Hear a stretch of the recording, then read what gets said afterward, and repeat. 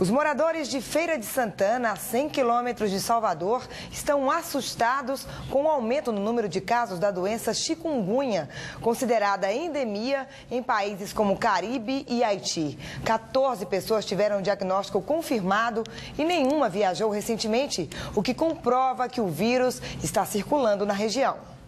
Só na casa de Dona Zenita, em Feira de Santana, a 100 quilômetros de Salvador, são 5 pessoas com sintomas da febre chikungunya. De uma hora para outra, arriamos praticamente tudo de uma vez só. E aí os que estão melhorzinho leva o outro no policlínica, toma a medicação, volta para casa e esperando a recuperação, né? O marido dela, seu Henrique, ainda está de cama. Ele fez o exame de sangue e foi constatado que estava com o vírus. Dor nas costas, dor de cabeça, febre. A mão nem fecha. Febre, dor de cabeça e dores nas articulações são os principais sintomas da doença, que é transmitida pela picada do Aedes aegypti, o mesmo mosquito da dengue. Dor de cabeça, tontura. Minha mão está doendo muito, eu não consigo abrir direito. A outra a mesma coisa. Dói muito mesmo quando abre.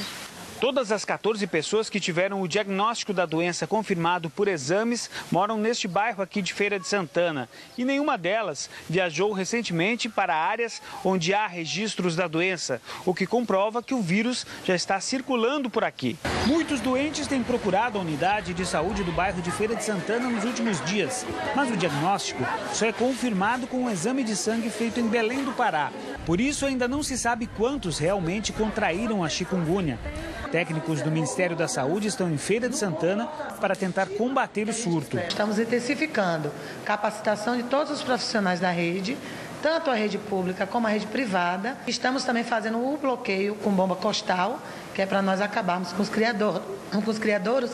E estamos também, assim, vamos lançar também uma mídia positiva para que a população possa entrar conosco nessa luta. Apesar de ter sintomas parecidos com os da dengue, até o tratamento é o mesmo, a chikungunya raramente mata. A principal diferença é que ela pode provocar artrite a longo prazo. Na dengue, em torno de uma semana, mais ou menos, o paciente ele melhora o quadro e ele entra já no período de recuperação e de melhora dos sintomas da doença. No caso do chikungunya, o paciente começa a retornar ao serviço de saúde se queixando da dor nas articulações, que é bem mais intensa. Ele se queixa também do edema, né, na região das articulações, e a doença ela pode perdurar por um tempo maior.